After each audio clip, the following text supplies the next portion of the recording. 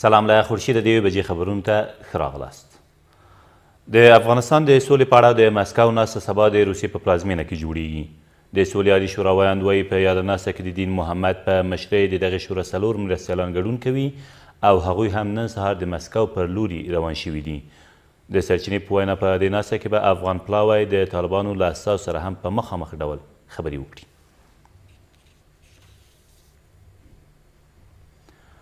د برېټانیې لومړۍ وزیرې تیره ورځ له ولسمشر غني سره په ټیلفوني اړیکه کې د ولسي جرګې د ټاکنو او سولې بهیر په اړه خبرې وکړې. ولسمشر په خپله ټویټر پاڼه کې لیکلي چې تیره مې د ولسي جرګې د بریالیو ټاکنو د ترسره کېدو مبارکي هم ورکړې ده. نوموړي همداراز لیکلي چې دواړو لورو د سولې او د ژنیف ناستې په اړه چې ټاکل شوې د روانې زیږیزې میاشتې په وروستیو کې د سویس په ژنیف ښار کې ترسره شي هم خبرې کړي دي. د ملي پوځ 14 سرتیري د تخار په خواجهغار ولسوالۍ کې په یوې نښته کې ووژل شول. د تخار د امنیه قومندانۍ سرپرست رشید بشیر وایي په دې نښته کې چې تیره شپه د تاشکوتل په سیمه کې ترسره شول د ملي پوځ 8 سرتیري او 2 پولیس هم ټپیان شوي دي. د نوموړي په وینا په دې لړ کې طالبانو ته هم مرګ ژوبله اوښتې خو کره شمېره یې لا روښانه نه ده. د فاریاب په دولت آباد ولسوالۍ کې د یو لړنښتو له امله 20 طالبان وژل شوي دي.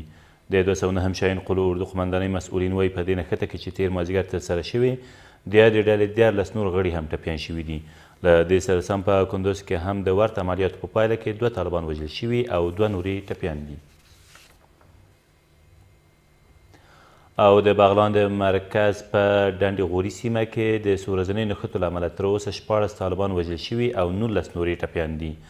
د دغه ولایت امنیه قومندان اکرام الدین سرې وایي په دې 15 ورځنیو نښتو کې چې اوس هم روان دي تر اوسه د یادې سیمې څه باندې 20 کلي هم د طالبانو له شتونه پاک شوي دي.